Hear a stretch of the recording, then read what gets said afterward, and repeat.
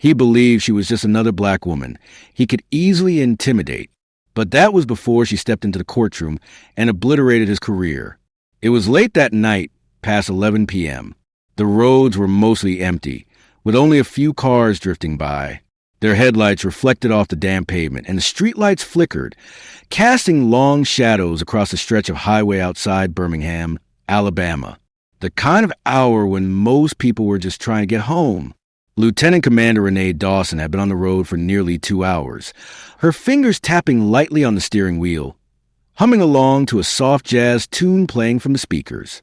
She wasn't in uniform, just a black sweater, jeans, and her hair pulled back into a simple ponytail. Nothing too noticeable, or so she thought. Then, the red and blue lights appeared in her rear-view mirror, flashing rapidly, closing in fast. Her stomach tightened, not with fear. She knew the drill, but with the weight of exhaustion. She signaled, changed lanes, and slowly pulled her car onto the shoulder. She shifted the car into park, took a deep breath, and kept both hands clearly visible on the wheel. She'd been in the military long enough to know what came next. The white patrol car stopped behind her, the officer taking his time to get out. When he finally did, his movements were slow, deliberate, like someone expecting unquestioned obedience. His boots scraped against the asphalt, one hand resting on his belt, the other clutching a flashlight that flicked on as he approached her car. Renee kept her gaze on the side mirror, noticing the officer's name on his badge, Briggs. License and registration. He commanded no greeting, no explanation. His voice was cold, detached, and impatient. Renee met his eyes in the mirror before slowly reaching for her glove compartment to retrieve her documents. "Was I speeding, officer?" she asked calmly. Briggs didn't respond right away. He took the papers from her, holding them just out of reach, his eyes scanning her car with a dismissive look. "Tail lights are out," he said flatly. Renee frowned, confused. "That can't be right." Briggs glanced at her sharply. "Are you arguing with me?" A tense silence hung in the air, and Renee could feel the shift, the moment when power collided with resistance, where one side expected the other to give in. She'd seen this before in training, in briefings for sailors preparing for the real world beyond the Navy. She knew better than to push too hard, but she also knew her rights. "I'm just saying," she replied coolly. "My tail lights were checked a few weeks ago, but if there's an issue, I'll get it fixed." "Step out of the car." Briggs cut her off, his tone rigid, like he hadn't heard a word. Renee exhaled slowly, her eyes drifting to the traffic ahead. No witnesses. She tapped her fingers against the wheel once, then reached for the door handle. "Mind telling me why?" she asked. Briggs tilted his head, smirking. "Because I said so." The words hung in the air for a moment before Renee unbuckled her seatbelt and stepped out of the car. The cool night air hit her face, but her stance remained calm and measured.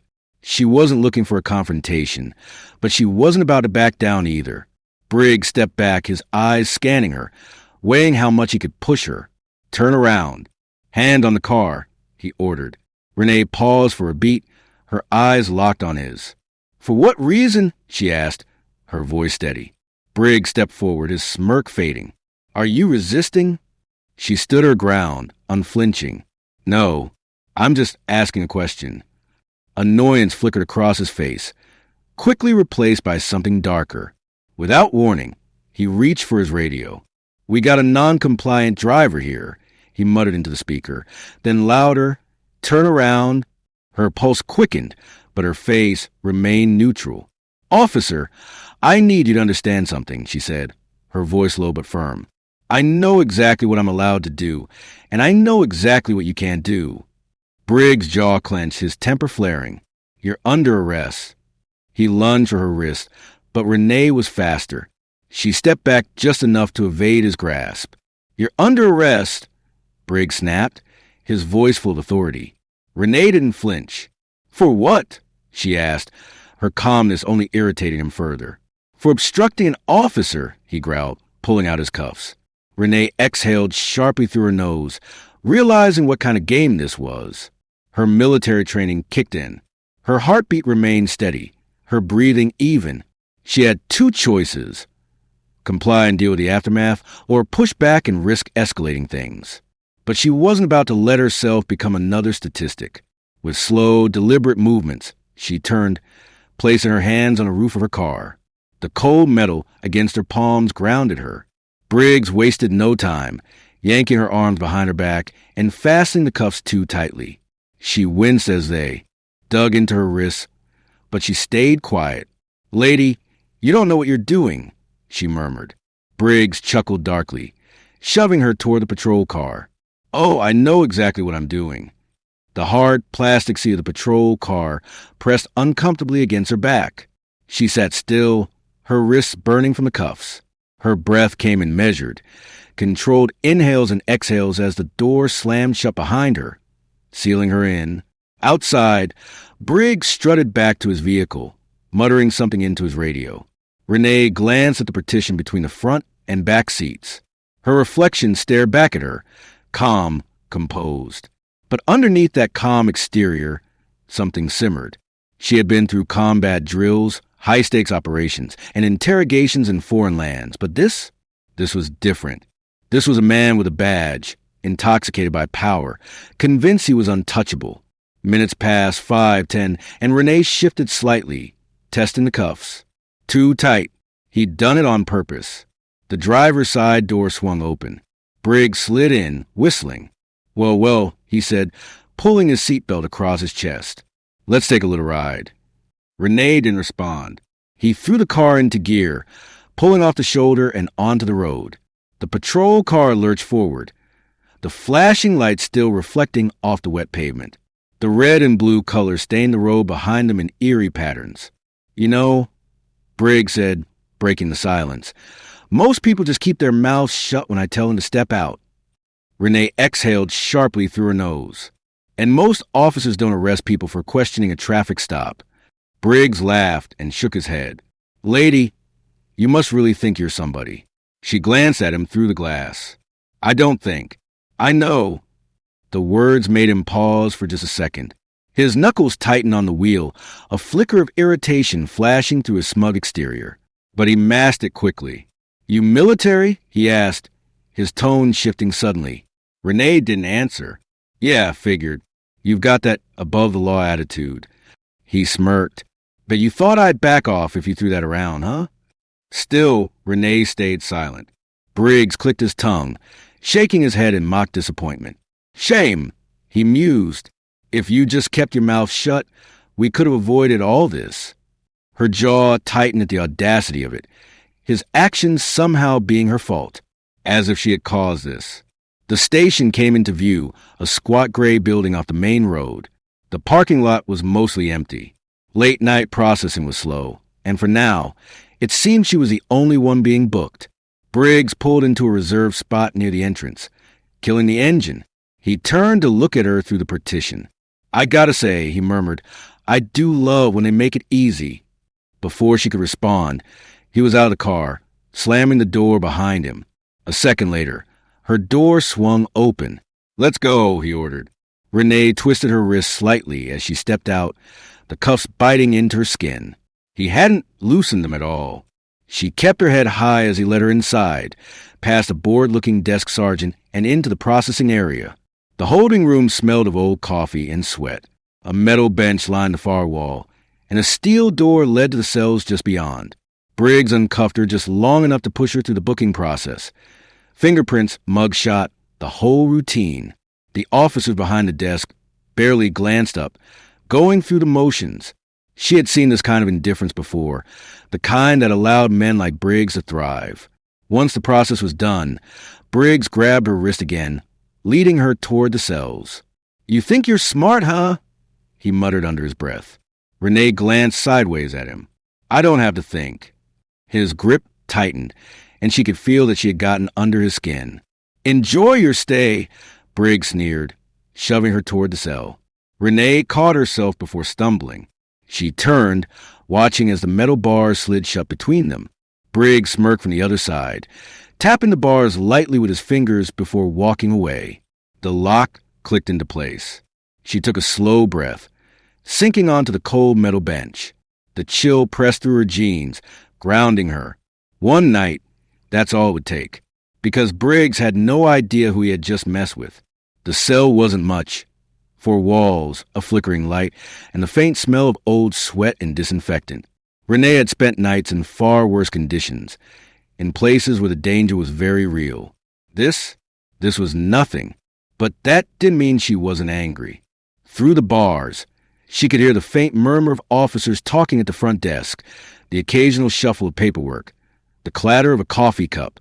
She exhaled slowly, focusing on her breath. Control the breathing, control the mind. Basic training had drilled that into her long before she ever set foot in the fleet. Then came the heavy footsteps. She knew it wasn't before she even saw him. His stride, that same arrogant rhythm of someone who thought they were untouchable. Briggs appeared in front of the cell a second later, arms crossed over his chest, the same smirk on his face. "Comfy?" he asked. Renee didn't answer. He tilted his head, stepping closer to the bars. "You know," he said, "if you just played along, you wouldn't be in here right now." She let a slow smile curl at the edges of her lips. "Oh, I'm exactly where I need to be." Briggs' smirk faltered for just a moment, a flicker of something in his eyes, annoyance, maybe uncertainty. But he covered it quickly, scoffing and glancing around the empty, holding area. "No one's coming to get you tonight, lady," he said with a shrug. "Guess that means you'll have some time to think about that attitude." Renee remained unshaken, watching him with calm indifference. Briggs leaned in, lowering his voice as if trying to break through her composure. "See, here's the thing," he continued, his tone dripping with superiority. "People like you think the rules don't apply. You think a little confidence is enough to get out of trouble." Renee let him talk, let him ramble. It didn't matter. He had no idea what was coming for him. Then, as if on cue, another officer approached from the hallway. A younger man, probably in his late 20s, dressed in a standard-issue uniform. He stopped a few feet away, holding a clipboard. Sergeant." The officer's voice carried a hint of uncertainty. "We got a call." Briggs barely glanced at him. The officer hesitated, shifting on his feet. "I think you need to see this." Briggs frowned, giving Renee one last look before stepping away. Renee leaned back, listening. Their conversation was hushed, but she caught bits and pieces. Something about a lawyer, a call from higher-ups, questions about why she was being held. Briggs' voice dropped lower, sharper, and more annoyed. The younger officer stammered in response, but whatever he said only seemed to further frustrate Briggs. The sound of heavy footsteps followed. Briggs stormed back, his jaw tight, his hands clenched into fists. His smirk was gone. "What the hell did you do?" he demanded. Renee leaned forward, resting her elbows on her knees. "I didn't do anything," she said calmly. "But people talk, and some of us have friends in very high places." Briggs' face darkened. That flicker of realization was creeping in, the shift in power. He wasn't in control anymore. Without another word, he turned and muttered something under his breath, disappearing down the hallway. Renee exhaled slowly. It wouldn't be long now. And when the truth came out, Briggs was going to regret every single decision that led him to this moment. The next morning, light poured through the narrow windows of the courthouse, casting long streaks across the polished floors. The air was crisp, cold enough to settle deep in your bones if you stood still too long.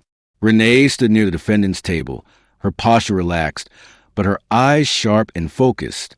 She wasn't in handcuffs anymore. No orange jumpsuit, no holding cell, just a well-tailored navy blue blazer, a simple blouse, and an undeniable presence. She wasn't alone. Beside her stood her attorney, Carla Whitman, flipping through a stack of papers. The woman barely glanced up as people filtered into the courtroom, efficient and methodical, no wasted movements, no small talk. Renee liked that.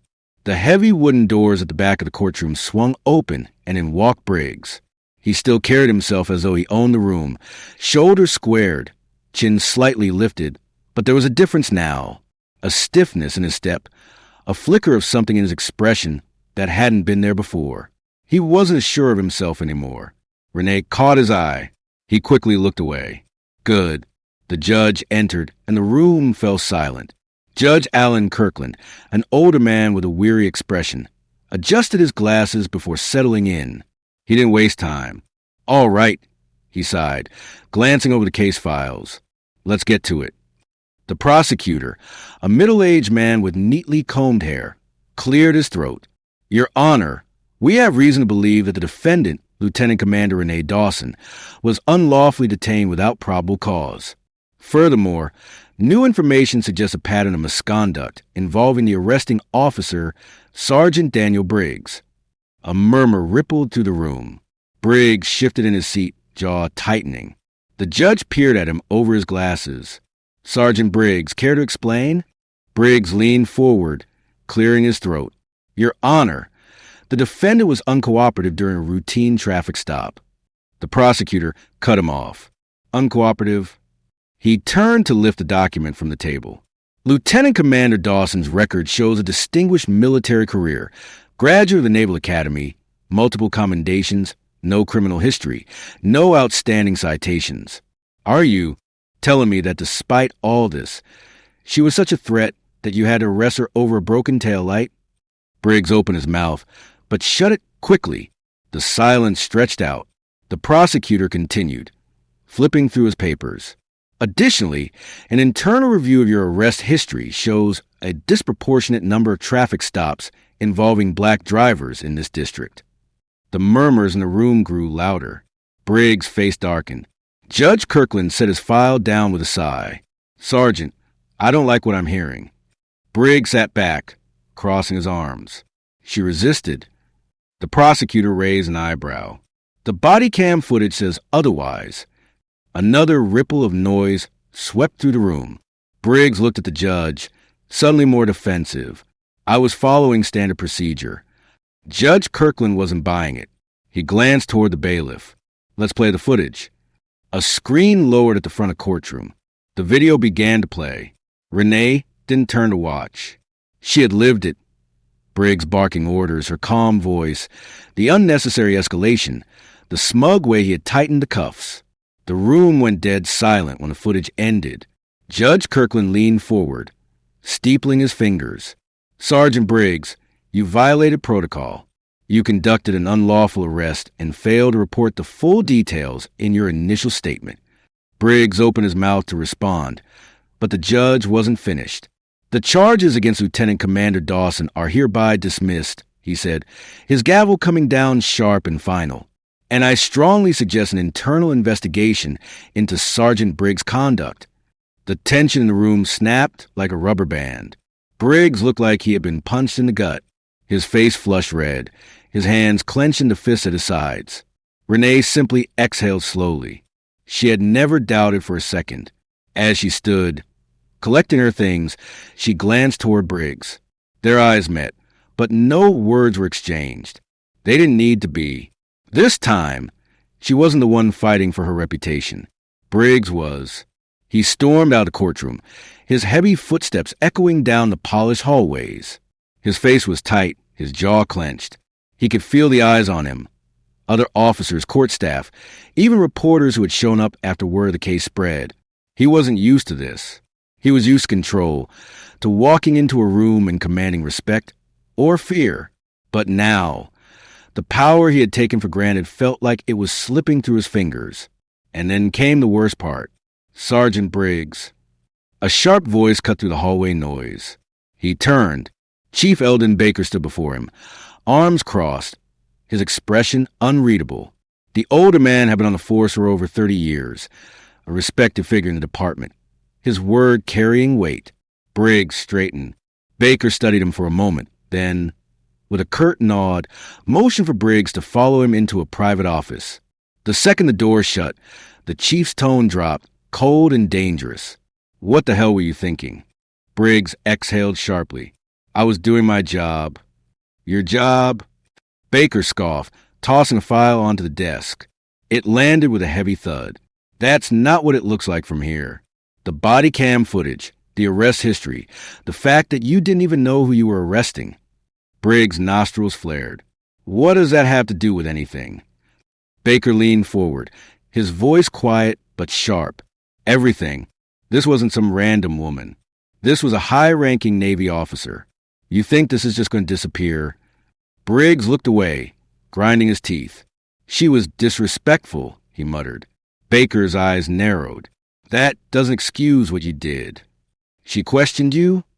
Baker cut in. That's not a crime, Briggs muttered, his arrogance still clinging to him. The chief's expression hardened. People like that, Briggs started, but Baker cut him off with a sharp look. People like what? Baker's voice was cold and cutting. Briggs swallowed but remained silent. Baker sighed, rubbing his forehead. The DA is reviewing every single one of your cases from the past 5 years. You've been flagged for racial profiling, and you better believe this department isn't going down with you. Briggs felt his stomach twist. What does that mean? Baker straightened. It means you're being put on immediate suspension, effective now. Internal Affairs is investigating.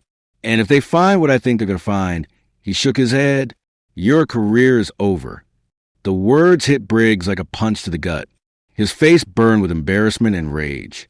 This is bull. Baker held up a hand. Don't finish that sentence. His voice was ice cold. Pack up your desk. And if I were you, I'd get a lawyer. Briggs stood there, fists clenched at his sides, feeling the world unravel around him. For the first time in his career, he realized he wasn't untouchable. Across town, Renee sat in a quiet cafe, stirring her cup of coffee as she scrolled. Through her phone, the case had already made headlines. The footage had gone viral. Lieutenant Commander wrongfully arrested, officer under investigation. She wasn't surprised. She had known from the moment she stepped out of her car that night how this would play out. She had seen men like Briggs before, entitled, arrogant, used to bending the law in their favor. But this time he lost. Her phone buzzed, pulling her from her thoughts. It was a message from her attorney. Briggs has been suspended. Might face charges. Renee took a slow sip of her coffee.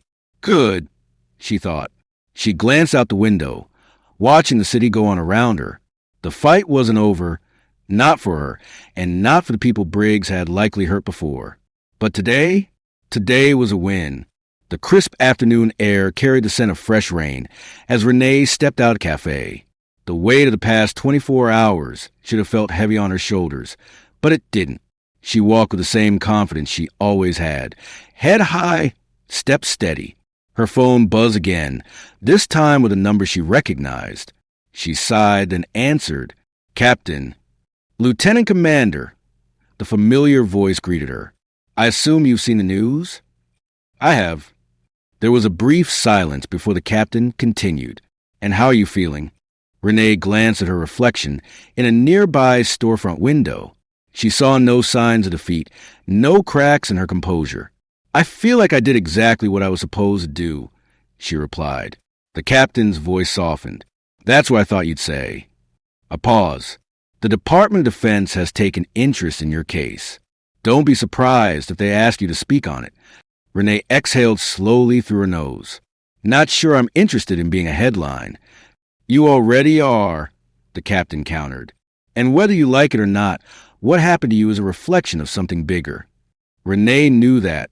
She had always known. Briggs wasn't an isolated case. He was part of a system that had allowed officers like him to operate unchecked for years. This wasn't just about her. It was about the dozens, maybe even hundreds, of people who had been in her shoes but didn't have a rank, the legal team, or the voice to fight back. She leaned against a streetlight, watching the traffic move by. This isn't the first time something like this has happened, she said. And it won't be the last. No, the captain agreed. But it's the first time Briggs is facing consequences.